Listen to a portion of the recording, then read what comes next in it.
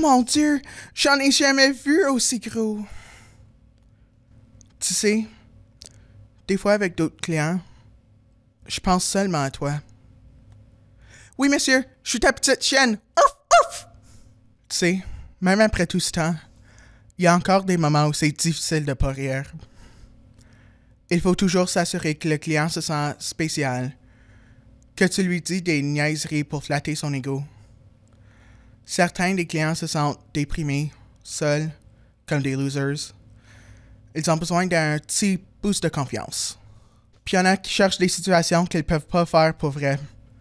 Ils veulent que je fasse semblant d'être leur étudiante, leur réceptionniste, leur petit chaton toute innocente. Il y en a qui demandent des choses plus exotiques, tabous, même carrément absurdes des fois. Puis là, pour certains gars, je suis plutôt juste un jouet, un objet, un morceau de viande à utiliser comme ils veulent. Au début, c'était difficile. Comment est-ce que j'étais supposé d'être toutes ces différentes filles-là? J'ai commencé à me faire des personnages dans ma tête, comme si j'étais une actrice d'Hollywood. Des fois, je joue le rôle d'Annabelle, une jeune fille innocente et naïve qui aime les chevaux, la cuisson et Jésus. Des fois, c'est Kira, une rebelle qui aime le féminisme, le heavy metal et mettre les hommes à leur place. Des fois, c'est Jessica, la fille d'à côté qui aime les sports et les jeux vidéo, et qui a toujours eu un petit kick sur toi, mais avait trop peur de le dire. J'en ai des dizaines. Une fille pour chaque scénario. Mon vrai nom, c'est Emily. Je suis honnêtement bien plus plate que les personnes que j'invente. J'aime prendre la vie relax, watcher du Netflix, écouter de la musique, dessiner. Rien de très excitant. À l'école, j'avais des notes correctes. Rien de spectaculaire. J'étais pas solitaire, mais j'avais pas beaucoup d'amis non plus. Honnêtement, la vie était presque aussi plate que moi. Je manque ça un peu, avoir une vie plate. J'imagine des scénarios des fois à propos d'où je serais allé au collège. Les personnes avec qui je serais tombé en amour. La personne que je serais devenue si j'avais pas fait une fugue quand j'avais 15 ans. Mais ce n'est pas important. Je l'ai fait. Puis là, à cause de Madison, je suis ici. C'est qui Madison? Imagine-toi une combinaison d'une grande sœur tannante, une mère exigeante, puis une boss autoritaire. Donne-y des cheveux blondes frisés, puis tada! C'est la fille en charge. C'est elle qui collecte l'argent, fait nos horaires, décide quel client on aura, achète notre linge, décide ce qu'on mange, etc. C'est aussi la personne chargée de trouver des nouvelles filles. Des filles comme moi. Tu vois, après que j'ai fait ma fugue, j'ai passé du temps sérieux. C'était pas très le fun. Je me retrouvais souvent sur le trottoir à demander de l'argent aux gens qui marchaient. Les trois quarts arrêtaient même pas. Ils faisaient semblant de même pas me voir, comme si je faisais partie de l'arrière-plan. Il y en avait d'autres qui me harcelaient. Pointe-toi un job! Sors-toi du chemin! C'est du monde comme toi qui ruine le centre-ville. De la merde de même. De temps en temps, quelqu'un arrêtait pour me donner de l'argent ou de la bouffe. Mais même là, ils me traitaient comme une façon de prouver qu'ils étaient des bonnes personnes. Ce qui était rare, c'était ceux qui me traitaient comme une vraie humaine. Il y avait le gars qui travaillait au Tim's au centre d'achat. Il venait me parler après qu'il fermait et m'apporter les pains qui restaient à la fin de la journée. Puis la fille qui travaillait au refuge, qui venait toujours me chercher si ça faisait plus que 2-3 jours qu'elle m'avait pas vu. Puis là, il y avait Madison. J'imagine que je l'avais probablement vue dans la rue avant qu'elle se présente. Elle n'a pas un look trop distinct ou mémorable. La première fois, elle m'a apporté un café puis m'a demandé mon nom. Après ça, elle venait régulièrement pour m'apporter de la bouffe puis me parler. Elle voulait entendre mon histoire, mes rêves, ce que je voulais faire de ma vie. Elle venait de plus en plus souvent. Vers la fin, elle venait chaque jour. J'attendais impatiemment la personne que je croyais être ma seule vraie amie. Elle m'avait dans sa poche. Puis là, une journée, elle vient me voir, mais c'était clair que quelque chose était différent. Elle semblait incertaine. C'est la journée où elle m'a eu. Elle m'avait dit que le bar où elle travaillait cherchait une autre serveuse et qu'elle pourrait faire de la place chez elle pour moi. Ça me semblait une décision assez simple. Le soir même, j'ai rencontré le propriétaire, Jean-Marc. J'aurais dû savoir que quelque chose n'allait pas. Il n'avait pas vraiment d'entrevue. Il m'a juste regardé pendant quelques minutes. Il m'a posé quelques questions personnelles avant de dire que je fonctionnerais. Puis là, il y avait la perte. Madison vivait au-dessus du bar avec quelques autres filles. Elles se regardaient comme si elles avaient un secret qu'elles avaient peur de me divulguer. Mais encore, j'ai rien questionné. Le soir après, Madison m'a aidé à me préparer pour mon premier shift. Elle m'a donné une petite robe noire à porter et a fait mon maquillage. Je croyais que c'était ça notre uniforme. Elle m'a amené au sous-sol, m'a présenté au bouncer entrée, puis là, elle m'a apporté dans une petite chambre. C'est là qu'elle m'a tout expliqué. Les premières quelques semaines étaient difficiles. C'était un peu comme un bain trop chaud. Ça fait mal jusqu'à ce que ta peau brûle assez et que tu ne peux plus le sentir. Avec le temps, tu t'habitues. Puis là, à un moment donné, tu remarques que l'eau semble tiède. Autre que les clients y entrés, c'était vraiment juste moi et les autres filles. Je voyais presque même pas Jean-Marc. C'est Madison qui faisait les rencontres avec lui à peu près une fois par semaine. Sauf hier. Ça faisait 2 jours qu'on n'avait pas vu Madison. Elle était juste plus là. Ce n'est pas la première fois qu'une fille disparaissait de même. Ça arrivait aux quelques mois. Souvent, c'était les filles les plus vieilles ou les plus difficiles. On n'entendait jamais des nouvelles d'elle après leur départ. En dedans de quelques semaines, une nouvelle arrivait pour la remplacer. C'était comme si elle n'avait jamais existé. Mais Madison n'était pas comme les autres filles. Elle était en charge. Elle travaillait avec Jean-Marc. Elle n'était pas une prisonnière comme nous. Du moins, c'est ça que je pensais.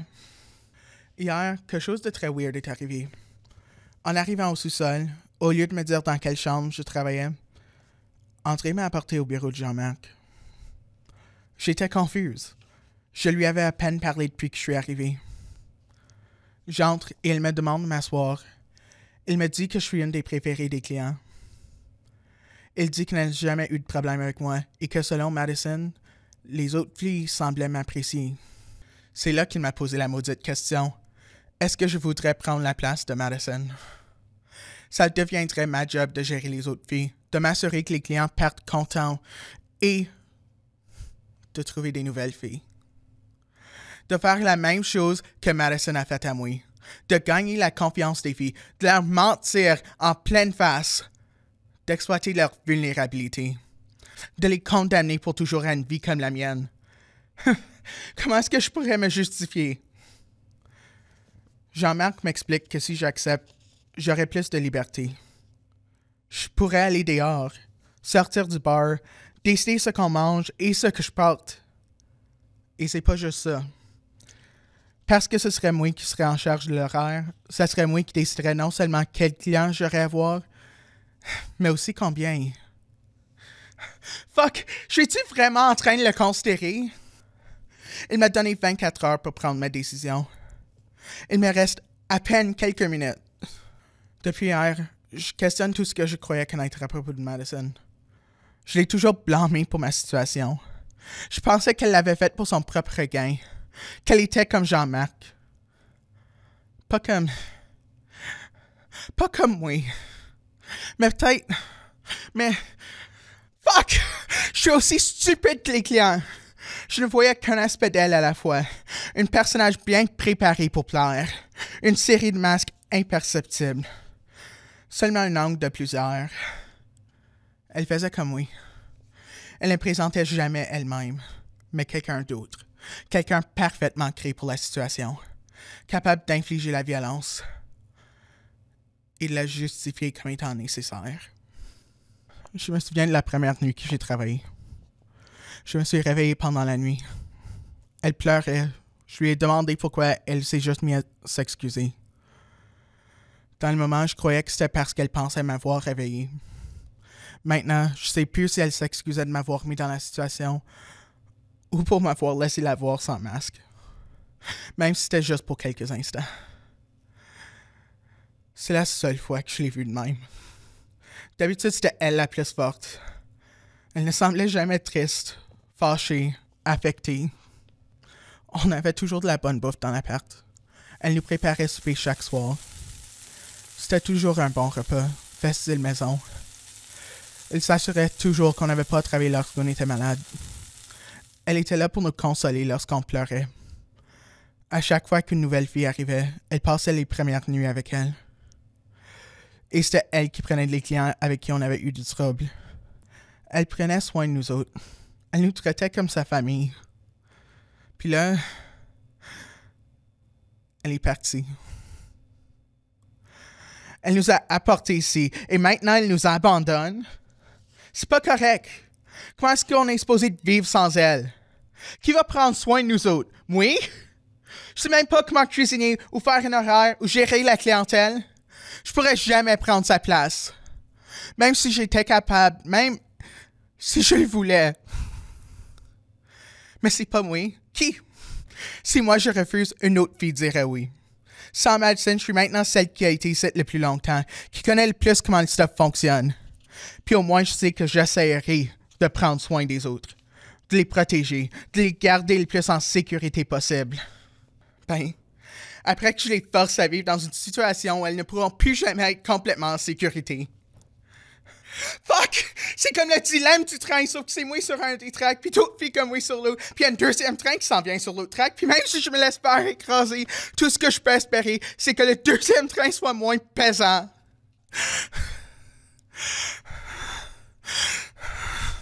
C'est surprenant comment vite que les choses peuvent changer. Hier, j'haïssais Madison. Je la blâmais pour ma situation. Aujourd'hui, j'haïs juste son absence. Sa mémoire, ça me fait juste peur. Peur que je devienne comme elle, mais aussi peur que je ne puisse jamais devenir comme elle. Mais est-ce que je veux même changer? Ouais, ma situation est de la merde, mais il y a un confort dans ce qu'on connaît. J'avais juste à prendre soin de moi, penser à ce qui m'arrive, ignorer les réalités cachées. J'ignorais ce qui se passait avec les autres filles. Mais là, je suis toute prête à apprendre la réalité. D'apprendre ce qu'elle savait, Madison. La vérité qu'elle cachait derrière une armure de masques, de personas, de fausses réalités. Est-ce que je choisis le confort du connu, mais l'abandon du pouvoir? Ou est-ce que je choisis le pouvoir au coup de non seulement connaître les horreurs, mais de les infliger moi-même? Je connais ma réponse.